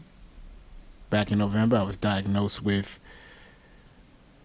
severe depression, anxiety, PTSD, and sometimes when you see those kind of things on paper, it shocks you. Okay. You're like, oh man, what? I got what? What? This is a diagnosis? But I think what we do is, I was suffering from panic attacks, so I had to kind of get some kind of help. And I think what we do is we kind of deprive ourselves of what we're really feeling. Okay. And we look at it like if I show anybody how I'm really feeling, again, I'll be considered weak. Okay. Or if I show anybody how I'm really feeling, then they'll think I'm crazy. Or they just think you're complaining. Or complaining, yeah. Right. Mm-hmm. But really, I need some help. You're going through something. Yeah, I need some help. I'm going through something. So I say, like, everybody out there, we all have had times where we go through things. Mm-hmm. Whether it be good, bad. Even just loss of a loved one, you go through things. I know people did not take me seriously when I felt some kind of way about losing my goldfish. It worked really hard to keep that goldfish alive. But you also, it also was a piece of you. You know what I mean? I'm not trying to be funny. I know. I'm not trying to be funny. Yeah. People lose pets all the time, and it's a major loss. Mm-hmm. Your dog lived with you for 10 years, and then all of a sudden die. See how you feel. Mm-hmm. Or your cat for that matter. You know what I mean? Or just these are real things people go through, and I don't like being serious all the time, but there's some serious things going on with people, and they need some help. So if you need some help, and you think you might need a therapist, try your best to seek one. Honestly. There's no excuse. Yeah. No excuse. There's no reason. If Brother Ty is saying he's thinking about it, then this is something we all should be thinking about. See, now me, I'm different because I'm always in left field with it. I think that if I sit on somebody's couch or if I talk about my feelings, then I'm going to have to give up my chemistry set. And I'm really close with my... She's so gangster, yo. I love my chemistry set. She's gangster, yo. I'm just saying. I love my chemistry set. She get up and before she leaves, she tell the therapist, now look, if you tell somebody, if you tell anybody about this, you write this even down. I'm just saying. Okay? And I know where you live. All of it. Social security number, blood type, address, your mom's maiden name. Go to school.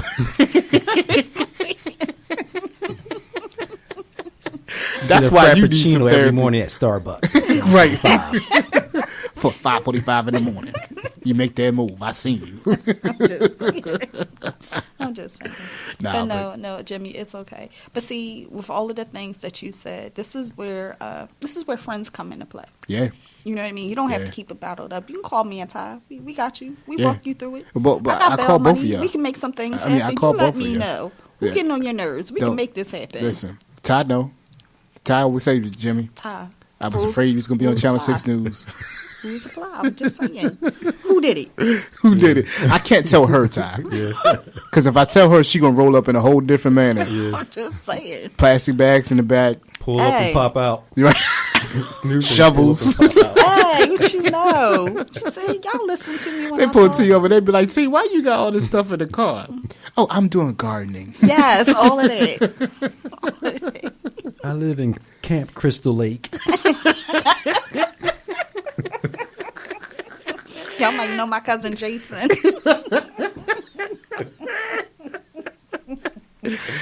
Well, really, man. But all I'm saying is that, like, we all need help, and we got to make sure that we go get it. Particularly people in our community. This, I hate the term breaking the stigma. I hate that term because that's not what it is. We're not breaking the stigma. We're shifting paradigms, and I think that's more important than breaking any stigma. Because when you shift your mindset around it, you think about it differently. Mm-hmm. I remember when I talked to my therapist last, I was talking to her about my mom. And I haven't grieved my mom. Okay. I have never grieved her. Not properly. Okay. And so I remember, like, as soon as I got off the call, I was bawling. Mm-hmm. It was uncontrollable. Yeah. Because I'd never dealt with the loss of my mom.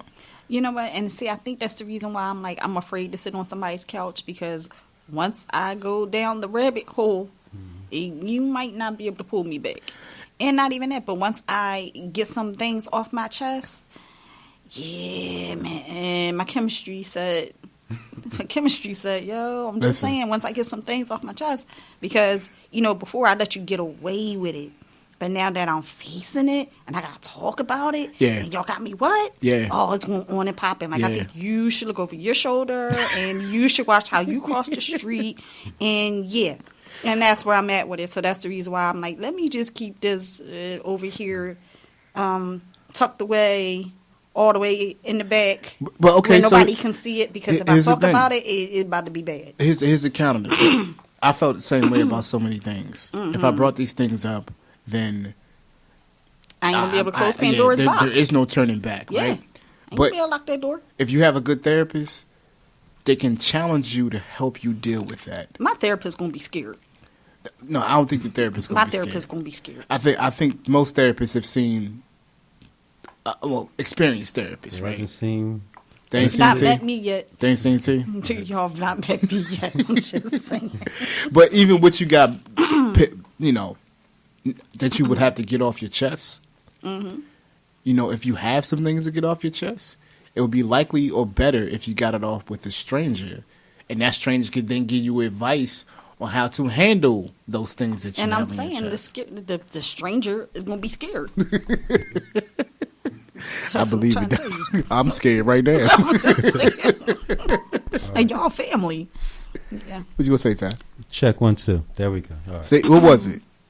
I think it's the position of the mic. That must have been what it was. Yeah. That must have been what it was. Because it was, we were trying to hear what you were saying. Okay. It was choppy. I know. Technical difficulties, family. Excuse us. Yeah. This is not, We working on it. We working on it. Yeah. We are. Technical difficulties, family. But. Can I? Yeah, of course you can. It is time. It is time. Time for Lady T with the T. Lady T, take it away. Okay, so this is, how am I going to say this? I want to word it the right way. My rant is people who try to tell you how to spend your money. Okay? You know the ones that come to you and be like, hey, can I borrow $50? And when I tell you no, they sit there and tell me about my paycheck. I know you got paid today. Okay, I got paid today. It's my money. Well, I mean, you ain't gonna do nothing with it. You might as well give it to me. Excuse me, pardon me, why you in my pockets? Not even that, but you come to me asking me for my money, and you gonna tell me what to do with my paycheck? And when I'm supposed, you need the favor. You asked me. I didn't ask you. So yeah. We've all met those people. Mm-hmm. The ones that tell you what you're supposed to do with your money, how you're supposed to spend your money, and tell you what your paycheck look like. I got a little piece of advice for y'all. Get a job. Mm-hmm. Get your own paycheck. Get your own money. That way you ain't got to ask me for mine. And stop trying to tell me, I see you got some ones. I see you sitting up both. First of all, I didn't know that you had what they call X-ray vision. You can see it in my bag. You can tell me what my ones look like. You can tell me how many quarters I got in my pocketbook. Really? Who? I'm just saying, these people do exist. Y'all know exactly who I'm talking about. That one that's always borrowing money. I'll gladly pay you back on Tuesday. If you don't go somewhere and sit yourself down somewhere. Was that Craig and them? Don't do it. Cousin Kev and them? Cousin Kevin. Look, everybody knows somebody that's like that. Yeah. Consistently always borrowing money. Gonna tell you what to do with your money. And then get an attitude when you tell them no. They do. See, everybody knows somebody like that. They do. I'm just saying, I'm putting y'all out there. I'm putting y'all on blast. Stop putting your business out there. Don't do it. Stop doing that. Nah, I mean, you're right. You're right. You shouldn't tell people what to do with their own money. Right. You shouldn't. You shouldn't. But Listen. I wish I would go over to Ty and be like, yo, Ty, I know you sitting on some change. Yo, roll that over to me so I can go ahead and not even that, but the people who borrow the money from you, they not even spending it on anything that they need. It's not like they trying to pay a bill. No, they're not paying their phone bill. No, putting none it of to electric bill. You know what I mean? Or putting food in the house. I'm trying to go over to Jersey and buy some gummy bears. Shoot me that money. No. My money is so that I can buy, some groceries for my refrigerator. Not to give it to you so you can party like a rock star. How you going to ask me for money so you can go out to the club and floss in front? You flossing with my money? On your money, yep. On your dime. That's what they do. They should Really? just give you a shout out at the club. That right there. I love these people. Y'all got some kind of nerve. OPM. You know what? OPM. Watch Other your people's back. money. Yes, that right there. We all know somebody like that. Stop it, y'all. Stop it. Just stop it. Especially the ones who have a job, work with you, and then still going to ask you for your money. Well, I know you got paid today because I got paid today. First of all, you should learn how to budget your books better. You know what I mean? Now, I budget mine. You should learn how to budget yours. Oh, I need an extra 20. First of all, matter of fact, you might be getting paid more than me. You still going to borrow money from me? Stop playing. I know these people. Y'all know these people too. I'm just saying, we're going to have to come up with a code word for when these people come and, you know what I mean? And they start coming towards you. We got to come up with a code word. Kevy Kev. Cousin Kevin them. Cousin I'm Kevin just them. saying, like, they really do exist. But Who's that, Ty? that's That was Charlie. Big Hey, Charlie in the hey, building. Charlie, how you doing? Shout out to Charlie. Yeah, but that's my rant. I'm just going to bow out and bow down gracefully. But, yeah, cut it out, y'all. Stop doing it. It ain't good. It ain't good. It could get you hurt. Chemistry. There you go. That chemistry kit. How much is the chemistry kit going for? Well, let's see. How much it costs for salt, Gosh, you- sugar, apple seeds, bleach, ammonia, lye, plastic bags, shovel, and baseball bat, possibly. Like, that's what. Wait. Didn't she That's say 9 items, right? Didn't she say when she was younger she used to work at a hardware store? Hey, I did. Yeah. Didn't she say Yeah, that? I did. I was working the hardware, so that's 9 items. So how much do you think chemistry said? I don't know, because, did I mention the lie? That's probably $89.95. Because I don't know if I No, you mentioned the didn't. You did lie. not. You Yeah, I didn't mention the lie. So that's 10 items right there. That's You know what I mean? $99.95. I'm just saying, it's not a lot. It's not expensive. The chemistry says it's not expensive at all. Honestly, yeah, it's not expensive at all. You could do a lot with your chemistry set.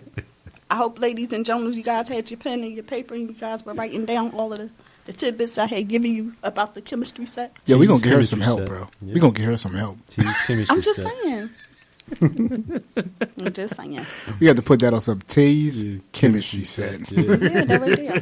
Helping you guys out. Baby, that's Lady T with the T. Yes. Giving it thank to you. us. Yeah, I mean, if you people out there, if you working, don't be borrowing money from your friends like that. If you ain't got to. If you don't have to, okay? If you don't have to. I'm just saying, if you borrowing money, make it for a bill. But don't be on some. Nah, I'd be like, I need to get hold some on. lunch. Can you from me for lunch today? Where you get that hoagie from? Oh, I know. And then you ain't even act. Nope, What? you ain't give me a hoagie though. You ain't even. Ain't that what they do? No hoagie for you. And they go sit. No hoagie for you. Hoagie for me, no hoagie for you. When you borrow my money to eat a hoagie and you gonna eat it in front of my face, you ain't gonna offer me. At least let me. Can I sniff the sandwich? I'm just saying. Just saying. Just saying. As long as there's no pork in that sandwich, brother. Let's make sure there's no pork on it, brother. Look, man, they hit me over the head with that. I said, all right, I'm putting the bacon down. All right? Like, See, this is the reason why Ty need therapy. He won't let the brother man have his bacon. Yo, little sizzle for the drizzle. Just saying, these people really do exist. Like, they really do exist. I They can't believe do. it. They do. I mean, yeah, I legit have dealt with these type of people. yeah. It's like the ones that have a job, that work with you and borrow money from you. They might have some financial strain. Some people No, under no, the water, no. Just so they some can go people to the treading club. lightly. You gonna stop playing. Some people mismanage things. Hold on, Some and then when people you do. ask, and then when you go to them and be like, "Yo, can I get my money back?" Now they got an attitude. Pause. That's the part right there, though. Pause. That's the part See, right there. chemistry set. That's the part. They get mad at you. What you for- say, for Hootie owing Hoo, or money. Kevy Kev, or what you say? Kevin Kev. Cousin Kev and them. Yes. I'm just saying. Just saying. Some people be earning it. They earn it. Yeah, I know. Listen, you ordered it. You ordered it. But I want to send a shout out to all of our listeners on a weekly basis. You know, sometimes you do stuff and you don't think people are listening. Mm-hmm. And I just got off the phone and a friend of mine was like, she was listening. And I was like, I said some things I probably shouldn't have. But no, we keep it real. Like, no, don't bottle it up. You know what I mean? No, it's not. Because it's not about you that, have though. people out there that are listening, and some of the things that we're saying, they feel the same way we do. They just don't have outlet like we have. You right, know? and that's what I'm appreciative of. The fact that we come on here every week, and there are people who listen religiously. Mm-hmm. And, you know, we don't often hear the feedback or get the feedback, like, say, on a text message or on a review or something, somebody DM or whatever. You don't get that. So when you do hear it and you hear it organically, mm-hmm.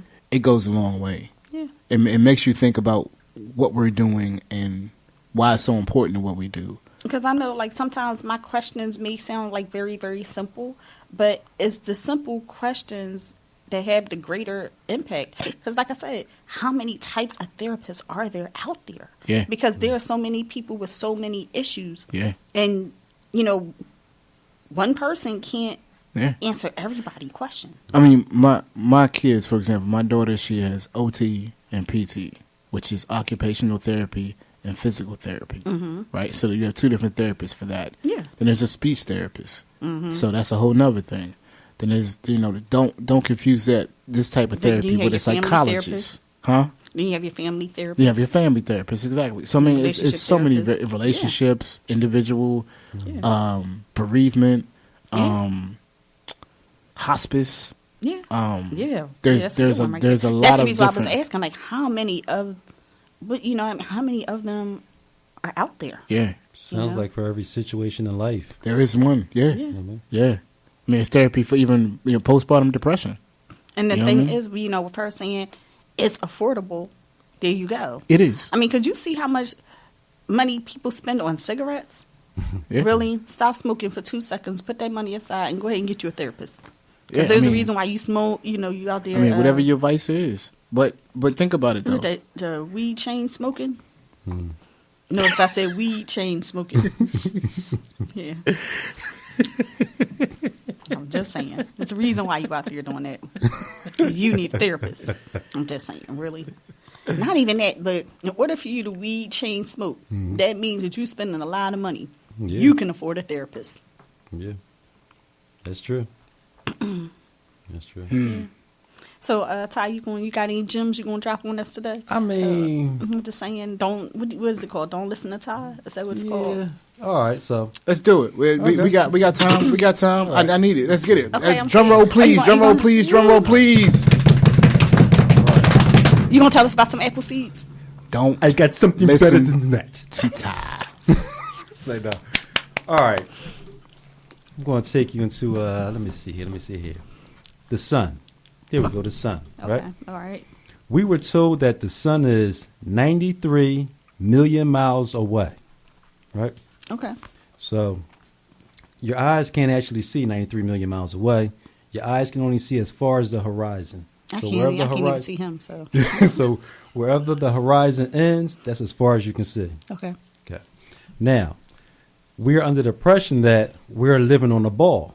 And this ball is spinning around at 1,000 miles per hour, traveling through the Milky Way in the galaxy. And no one's falling off of it, right? Okay. Now, we were told two stories. I don't know which one you want to go with, but I'm going to give them both. Okay, the one that Christopher Columbus told us. No, not that one. No. Here we go. The first one. The sun is this big ball of fire, and all the other planets are traveling around it. Okay? Or the Earth is the center of everything, and the sun travels around the earth. I didn't hear about that one. You didn't hear about that one? No. They don't want you to hear about that one because the sun is actually only 27 miles up above your head. Yes. So when the sun travels, it doesn't go around the earth like that. It goes around what's called the analemma. So if you look up the analemma, it's going to tell you that that's the path that the sun takes throughout the whole year. And that's why you have your 4 seasons. Based on the sun's movement around the earth. Okay. In a figure 8. They call it the analemma. Oh. The moon is same thing, 27,000 miles up above you. Okay. A military fighter jet can travel 25 miles up. Okay. Commercial plane, I think like 23, 22. Okay. If they go any higher, they're going to go down. Right. Okay? So, with that being said, when you look up, what color do you see during the daytime? No clouds. This is bright blue. What is that blue? Water. What kind of water? Condensation. Crystalline water. Yeah. Okay. Crystalline water. That is what they refer to as the firmament. You can't actually see it, but it's in between that crystalline water and us. Okay. Okay? So, when they start talking about aliens and stuff falling from outer space, they're lying to us because we have a firmament that stops any and everything from going in and coming out. Yeah. See what I'm saying? All right. All right. I believe it. And the sun is not 93 million miles away. It's just right above our heads. Okay. Because if you can't see 93 million miles. See 93 miles. Okay. Million miles? I'm just saying. How come it's not hot every day? Just saying. No, so again, we're dealing with seasons. So depending on the sun's rotation where it's at, like in the summertime, the sun is closer to the equator as opposed to the wintertime when it's further away. So if you're in the northern part of the earth, you're not going to get much sunlight. Right. You know? So in the northern part of the earth, they don't have a lot of sunlight during the winter years, or the winter months, because the sun is further away from the equator. Okay. And vice versa. Yeah. When, like, the southern hemisphere, Australia, Brazil, those countries, they get that heat in January, February. Can't wait till I retire. Could you imagine that? And that's where you see most of your dark people along the equator. No, seriously, that's what it is. Like, most of the dark people, like, if you live, like, we went to the equator and we live close to the equator, we would get dark too, you know, because we're exposed to the sun all year round. All year round. I can't wait till I retire. Can't wait till I retire. You can't wait till you retire. But yeah, man, this is But thank you, Ty. Yeah, well, you know, that's big. I thought that is Ty. Don't listen to Ty. That's what that is. Yeah. Analemma. That is the sun's rotation. Okay. Analemma. Okay. Thank you. Appreciate you. Yeah. All right. All right. Now, Jimmy, what you got? What do I have? Yeah, what you got? You feeling some kind of way? You need to talk about anything? You need to get anything off your chest? Something that, you know, you want to share with the world? I ain't really got nothing on my chest. Really? I really don't. I don't know what's wrong with me these days. Like, I used to, I'm lying. Both of y'all knew I was really mad about something a couple days ago, so I ain't even going to act like, you know. But you know what? And you talk to your friends, and when we held your hand, and we walked you through it. You did. And now you're not even upset anymore. You just kind of made it happen, got over it, done with it. Something to that effect. Yeah, no, I did. And you know what? You know, I talked to another friend. You know what she told me? That's because I told her this is what you told me. Mm-hmm. Positive potato. Hey. Always. Positive potato. Yes. You got to be positive. All the time. But, I don't have nothing really that I'm upset about or I want to get off my chest. I just want people to not be sucked into the foolishness. Okay. You know, not be sucked into what's going on out there. Who cares if P. Diddy's about to get arrested? I could care less. Don't matter. See, stop getting sucked into those things. Yeah, we're gonna have to talk about that too. Yeah, we will, but that's not even a conversation I want to have because every other podcast, conversation. I'm just every saying, other radio show, like how people get so caught up in celebrities' lifestyles. Like, first of all, why you counting Jay-Z money? Jay-Z don't even know you exist, and you ain't never gonna have that money because you won't even invest in anything. Oh, I do have something I want to get off my chest real quick. I'm listening. Quick.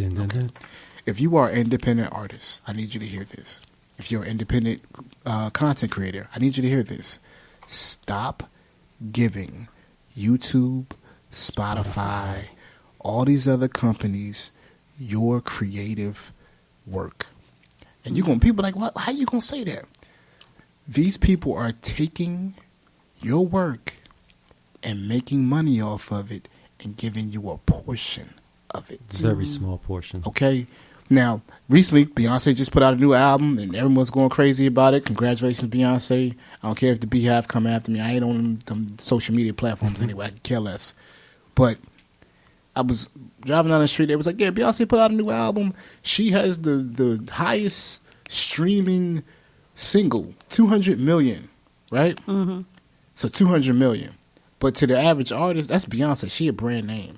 But to any independent artist out there, you're not going to get to that 200 million. Mm-hmm. And not only are you not going to get there, Spotify is paying you 0.003 cents for every stream you have. Mm. They're not even paying you a whole penny. They're paying you less, a percentage of the penny. Mm. I wonder how Soulja Boy did it. Downloads, not streaming. Okay. Downloads. There's a big difference. Okay. So I am adamant about this. Please stop allowing yourself to be controlled by these algorithms. Stop allowing your content to be controlled by people who don't care about you, because these organizations do not care about what you're creating. They don't. That's true. They do not care. Their whole thing is get your stuff on our platform so we can make more money off of you. Mm-hmm. Okay, the music game, the creative game, all of this intellectual property game is changed. It's not the same. So you have to make sure you find a way to control your own fate with your own product. Okay, so you're telling them where not to go. So now my question to you is, where should they go? Illadelphia Radio TV. Hey,